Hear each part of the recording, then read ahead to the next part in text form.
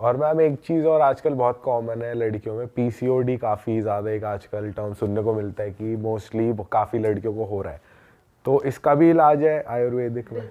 इसमें मैं कहूँगा कि अगर हम एक ऐसा सेफ इलाज देखें तो वो आयुर्वेद में है, क्योंकि अब फिर वही बात आती है अनदर पैथी की बात ना। एक्चुअली पैथी में क्या है कि आप जाएंगे डॉक्टर के पास, एक सिम्टम्स के ऊपर काम होंगे कि आपको पीरियड्स रुक गया होगा पीसीओडी में, आपके चेहरे पे बाल निकल आते हैं, वेट गेन हो जाता है, तो डॉक्टर्स चिड़चिड़ापन हो जाता है, प्रेगनेंसी नहीं होती, तो डॉक्टर्स क्या देते हैं, जनरली हार्मोन्स देते हैं। और जो वो कॉन्ट्रासेप्टिव पिल्स होती है ना, वो इसका एक ही चिकित्सा मिल लिया, ओरल कॉन्ट्रासेप्टिव पिल्स, ओसीपीज जिसे बोलते हैं, ओसीपी। वो फिर अगेन केमिकल है, कोई ना कोई वो जा रहा है, एक चीज को तो ठीक कर रहा है, दूसरी को गड़बड़ कर रहा है। हम आयुर्वेद में क्या क्या कहते हैं, आप जब से हमारे पास ट्रीटमेंट आ रहे हैं आप अपनी ओसीपी छोड़ दीजिए, ठीक है ना, और हम एक आपको सर्टेन दिनचर्या देंगे, रूटीन। आयुर्वेद में जब भी कुछ ट्रीटमेंट होता है वो आहार और विहार, दो चीजें, आहार आप क्या खा रहे हो, विहार आप एक दिनचर्या है। बहुत जल्दी शॉर्ट में दो चीजें बताता हूं, जैसे चरक संहिता है, इसका एक सेकंड चैप्टर है, अपामार्ग तंडुली अध्याय, सेकंड चैप्टर का नाम। तो जो स्टूडेंट होगा, जैसे आयुर्वेद में आया तो चर के दो पार्ट हैं, एक फर्स्ट और सेकंड।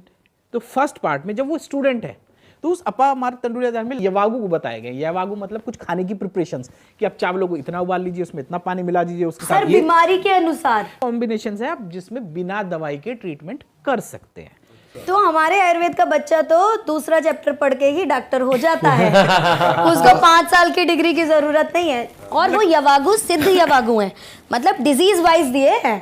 आप इसलिए चरक में कभी भी खोल लीजिए, आपको दिखेंगे वो। एक आहार हो गया, मतलब ये उसके लिए। दूसरा विहार, आप सुबह से लेकर शाम की आपकी दिनचर्या क्या रहने वाली है, क्योंकि पूरे दिन में वात पित्त कफ ये ना घटते बढ़ते हैं, इनका टाइम होता है, तो हमें उसी के अकॉर्डिंग खाना पड़ता है। एक बहुत छोटा सा एग्जाम्पल, जैसे एसिडिटी, किसी को भी पूछ लो तुझे एसिडिटी है या पेट डिस्टर्बेंस है, सब बोलते हैं हाँ हाँ। तो आप उनको कहीं थोड़ी सी हिस्ट्री लोगे तो पता चलेगा कि सुबह का जो खाने का टाइम है वो दोपहर में खा रहा है, दोपहर वाला शाम में खा रहा है, शाम वाला और रात को 11 बजे खा रहा है, 3 बजे। तो ऐसे लोगों के लिए मैं टिप देता हूं ना, किसी को ऐसी पेट की प्रॉब्लम है, फर्स्ट टिप, आपको जो कुछ भी खाना है, चाहे वो, वैसे तो मना करते हैं कि जो भी, मतलब आप भी जानते हो फास्ट फूड या जो भी है, लेकिन फिर भी मन कर रहा है खाना है, तो खाने का टाइम क्या हो पूछोगे डॉक्टर से, सुबह 10 से लेके दोपहर के 2 बजे तक आप जितना नॉनसेंस आपको खाना है इन द सेंस, आप उस टाइम खाओ, क्वांटिटी भर के खाओ जितना आपको खाना है। मोमोज वोमोज जो अगर खाने पहले तो नहीं खाओ, हम कभी भी नहीं बोलेंगे, है ना, मैं कभी नहीं बोलूंगा नहीं खाओ, लेकिन कभी होता है ना कि कोई टेस्टी चीज बनी खानी है वीक में, लेट्स से पराठा खाने हैं, 2 ही खाने की भूख है, लेकिन कहते लाओ 3 खा लेते हैं। अगर आपको कैसी अभी कुछ ऐसा कुछ गड़बड़ खाना है तो आप 10 से 2 बजे के बीच में खाओ। उसका रीजन क्या होता है, एक तो नेचुरली बॉडी में ना पित्त बढ़ा रहता है, and pitta is related to digestive fire, sunlight होती है। तीसरा, हम फिजिकली एक्टिव होते हैं। तो 3 रीजन ऐसे होते हैं कि आप दिन के इस टाइम में कुछ भी खाते हो इजीली पच जाता है। जैसे जैसे शाम होती जाएगी, सनलाइट कम हो जाएगी, आप मोबाइल कम हो जाओगे, घूमना फिरना कम हो जाएगा, डाइजेस्टिव फायर वो भी कम हो जाती है। तो इसलिए ऐसा बोला जाता है कि जैसे जैसे शाम होती जाए आप हल्का खाओ और कम खाओ। तो आप ऐसा जब जल्दी खा लोगे तो आजकल एक वो आपने सुना है ना कॉन्सेप्ट फास्टिंग वाला चल रहा है, इंटरमिटेंट फास्टिंग। आप, हम आयुर्वेद में बोलते हैं जैसे ऐसे पेट की गड़बड़ आप 6 बजे खा लो, फिर आप अगला ब्रेकफास्ट कब करोगे, सुबह को लगभग 8 बजे 9 बजे 10 बजे, आपकी 16 घंटे 14 घंटे की फास्टिंग तो वैसी हो जाएगी। तो ये आयुर्वेदिक कॉन्सेप्ट कब का है, इतना 15 और हम 5000 साल पुराना, और हम तो बहुत अच्छे रिजल्ट्स हैं। पीसीओएस ये सब बहुत कॉमन डिजीज है। कहीं ना कहीं अकॉर्डिंग टू अस नहीं, हम ट्रीट करते हैं तो कह सकते हैं कि एक लाइफ स्टाइल इसके पीछे बहुत बड़ा रीजन है कि आप अपना लाइफ स्टाइल रूटीन पे ले आओ। क्योंकि एक ये वायु, जैसे हमने वात की बात की थी, अपाइन वायु से रिलेटेड एक डिजीज है जिसमें से नीचे अपान वायु है, तो उसकी गड़बड़ी से होती है। आप डेली रूटीन करो, खाना ठीक करो, कुछ पंचकर्मा कराओ और कुछ आयुर्वेदिक दवाइयां खाओ, 100% we can cure PCOD PCOS. बहुत केसेस हैं। एक पीरियड पेन आपने बहुत सुना होगा, पीरियड पेन, जो यंग गर्ल्स होती हैं, जो पीरियड्स आने शुरू होते हैं ना, तो उनके लिए हम लोग बहुत अच्छा, हमारे पास श्योर शॉर्ट ट्रीटमेंट है कि पीरियड के 10 डेज पहले हम एक बार, ऐसे नहीं हमारे पास बार बार आना है, कुछ एक चीज़ दवाइयाँ बता देते हैं, आप ये दवाइयाँ लेना शुरू करें पीरियड के 10 डेज पहले, आपको जो वो पीरियड पेन है पहले ही उतना काफ़ी कम हो जाएगा। प्लस कुछ एक पंचकर्म है जो 3 साइकिल्स आना पड़ता है पीरियड के 3 साइकिल पीरियड के पहले 5-5 दिन के लिए। पहली बार जब आप कराएंगे पंचकर्म 5 दिन सिर्फ, एंड हमने ना, क्योंकि स्टूडेंट्स आते हैं, बच्चे आते हैं, तो बहुत ही मिनिमल कॉस्ट उसका रखा हुआ है, ठीक है। और आपको अगली बारी 40% कम पेन होगा। मेरे पास तीसरी साइकिल में कोई लड़की आती नहीं है, 2 साइकिल में ही पूरा हो जाता है। सो पीरियड पेन एक बहुत बड़ा मतलब इशू है। मैम जैसे सर ने भी बताया कि कुछ भी हैवी खाने का टाइम 10 से 2 बजे के बीच में होता है और उसके बाद हमें कम खाना चाहिए, क्वांटिटी वाइज भी और वैसे भी, और कम मतलब 6 बजे तक खाना खा लेना चाहिए। ऐसी और क्या कॉमन मिस्टेक्स है जो आजकल हम लोग बहुत ज़्यादा कर रहे हैं और हम रियलाइज़ भी नहीं कर रहे, जो हमारे साइंसिस के हिसाब से या पुराने ज़माने के हिसाब से गलत बताई जाती हैं? जैसे पहले ऐसे होता था ना ऊषा पान, आजकल आपने सुना है ना सुबह सुबह उठ के पानी पीते हैं लोग, हाँ। है ना। उसका टाइमिंग क्या है, जो 9 बजे उठ रहा है वो 9 बजे पानी पी रहा है, जो 8 बजे उठ रहा है वो 8 बजे पानी पी रहा है। ऊषा का एक काल होता है, लाइक सुबह सुबह ब्रह्म मुहूर्त के टाइम में। मुझे ऐसा लगता है कि सुबह सुबह जब आप 4-5 बजे पानी पीते थे, फिर आप व्यायाम करते थे। पहले हम लोग जब टॉयलेट्स नहीं होते थे तो खेतों तक जाते थे तो डिहाइड्रेशन सब होता था, उस टाइम में वो पानी पच जाता था। जैसे खाना पचता है ना, वैसे ही पानी भी पचता है हमारी बॉडी में। ये हमें समझना चाहिए। लोगों को लगता है सुबह पानी पीते हैं और पॉटी आ जाती है। अरे कोई नलका थोड़ी ना लगा है जो पानी से पॉटी आ जाएगी। It is not right. पानी तो एक एक बूंद करके किडनी जो है छान रही है। तो प्लीज़ अपनी किडनी को थोड़ा रेस्ट दें एंड डिमांड ड्रिंकिंग करें।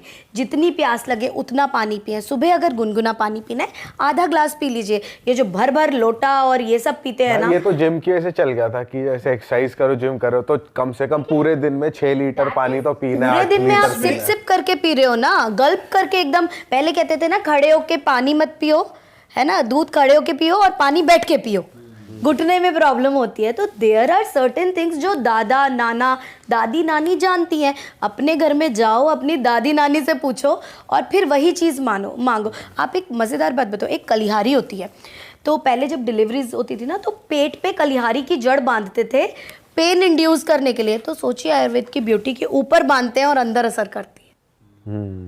There are many things. तो बेसिकली आयुर्वेद और ये सारी चीज़ें ना इस तरह से कहा, this is a science and art. बहुत प्यारी एक साइंस है जिसको सिर्फ हमें समझना है। रोज़ अपनी रसोई को देखो, हल्दी एंटीबायोटिक है, एंटी माइक्रोबियल है। आप हल्दी, आजकल करक्यूमिन सुन रहे हैं, करक्यूमिन के कैप्सूल्स आते हैं, करक्यूमिन करके, एंटी इन्फ्लेमेटरी है। ठीक है, आपको कहीं भी दर्द होता है, कुछ चीज़ें ना मैं एक मज़ेदार टिप्स देती हूँ। आप लोग मीठा सोडा, थोड़ा सा काला नमक, हल्दी भुनी हुई, ये कुछ चीज़ें आपको अपने ना साथ में रखनी चाहिए। जैसे गैस की गोलियां लेके चलते हैं ना आप लोग, है ना, उस तरह से ये चीज़ें आप अगर साथ लेके चलेंगे तो माना एसिडिटी हुई, सबको होती है, गैस्ट्राइटिस, ब्लोटिंग बहुत लोगों को होती है। तो आपने क्या करना है, दिन में 2 बार आधा चम्मच मीठा सोडा, उसमें 1 चुटकी काला नमक डालिए, उसको मिक्स कीजिए और उसकी फंकी लगाइए, घोल के मत पीजिए। आप देखेंगे आपको कितना अच्छा रिजल्ट आएगा। साथ ही हैवीनेस हो रही है, आप ऐसे करके मुद्राएं लगाइए, दिस इज़ वायु मुद्रा, ठीक है, and this will work a lot. मैं एक फनी बात बोल सकती हूँ, कितनी देर तक करना होगा? अगर इसको 10 मिनट्स, बट ये यहाँ पे पर्वत पे टच होनी चाहिए। आपका ऐसे गोलू बन रहा है ना गोलू मत बनाओ। गोलू पता नहीं क्यों बन रहा है। करेक्ट, वो धीरे धीरे आ जाएगा। ठीक है, 1 इज अग्नि मुद्रा। ये 2 मुद्राएं बहुत ही अच्छी हैं। देखिए हर समय सुखासन में पॉसिबल नहीं है, लेकिन आप ऐसे बैठे इंटरव्यू कर रहे हैं, किसी को क्या पता है, ऐसे रखिए, अच्छा है, कोई और देखेगा सीखा। इससे वायु का संचरण और अग्नि इज अ मेटाबॉलिक थिंग। जैसे जितनी भी मेटाबॉलिक एक्टिविटीज़ हो रही हैं सब अग्नि से हो रही हैं, ठीक है, तो वो काम करेंगे। एक बार मैं पुणे से आ रही थी तो अचानक मुझे यहाँ पे घबराहट हुई और बहुत डिज़ी फील हुआ, मुझे समझ नहीं आया क्या है, और उस टाइम कोई भी मेडिसिन अवेलेबल नहीं थी। मैं वहाँ पे फ़्लाइट में घूमने लगी, टेक ऑफ हो चुका था, तो एयर होस्टेस ने बोला मैम आर यू कंफर्टेबल? मैंने कहा no I am feeling something else, but इतना नहीं लग रहा था कि मैं फ़्लाइट रुकवाऊँ। So I message my husband please take care of the kids, क्योंकि मुझे लग रहा था पता नहीं क्या हो जाएगा। समटाइम्स आप अकेले ट्रैवल करते हो तो आप डर जाते हो, ठीक है, और फ्लाइट रुकवाने की हिम्मत नहीं थी कि एकदम कुछ नहीं निकला। तो धीरे धीरे और डिजीनेस होने लगी और एक अजीब सी घबराहट और हैवीनेस हुई। मेरे बराबर की सीट पे कोई नहीं था, मैं विंडो सीट पे थी, तो मैंने उनसे रिक्वेस्ट की कि क्या मैं ऐसे ऐसे बैठ सकती हूँ, कमर इधर लगा के। उन्होंने कहा ठीक है। मैंने एक मंत्र लगाया, ठीक है, और वो मंत्र लगाने के बाद मैंने ये मुद्रा 10 मिनट्स और ये मुद्रा 10 मिनट्स बस भगवान का नाम लेके मैं करते रही, ठीक है। पशुपतास्त्र स्रोत मैंने लगाया एंड उसकी बहुत महिमा है। हनुमान बाहुक और पशुपतास्त्र स्रोत मरते हुओं को निकाल सकता है। Like I have that much faith into Pashupatastra स्रोत। मैंने वो लगाया और मैंने उसके 5-10 मिनट्स बाद मैं उठी हूँ और मैं थोड़ा बेटर थी, और सबसे बड़ी बात है मैं जिंदा थी। That was a miracle. फिर मैं आई तो मैंने तपन वैद्य सर जो कार्डियोलॉजिस्ट हैं और ये कैंसर स्पेशलिस्ट हैं, उनको मैंने फ़ोन किया। मैंने कहा सर मुझे ना ऐसे ऐसे हुआ था, मैंने बस मुद्रा लगाई, मैं बच गई क्योंकि आपने मुझे थोड़ा मुद्रा और व्यान वायु। तो सर ने मुझे बताया कि व्यान वायु और वायु का ऑब्स्ट्रक्शन हुआ होगा, और जैसे ही तुमने किया वो रिलीज़ हुआ होगा, तो हार्ट में अगर कुछ हो भी रहा होगा तो वो ठीक हो गया।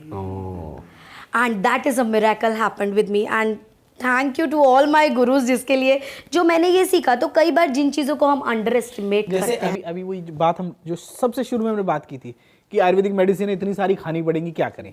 तो उसमें एक टूल हो जाता है हमारी होम रेमेडी। जैसे आपने मैम ने बताया कि सोडा और वो ले लीजिए, उससे आपकी एसिडिटी कम हो जाएगी। तो ये हम ऐड कर सकते हैं नंबर ऑफ मेडिसिन कम करने के लिए। दूसरा ऐसा ही मुद्रा ऐसा टूल है। तो इसकी वजह से क्या होगा, हम थोड़े से वो मेडिसिन के ऊपर जो डिपेंडेंसी है उसको थोड़ा सा कम कर सकते हैं। सर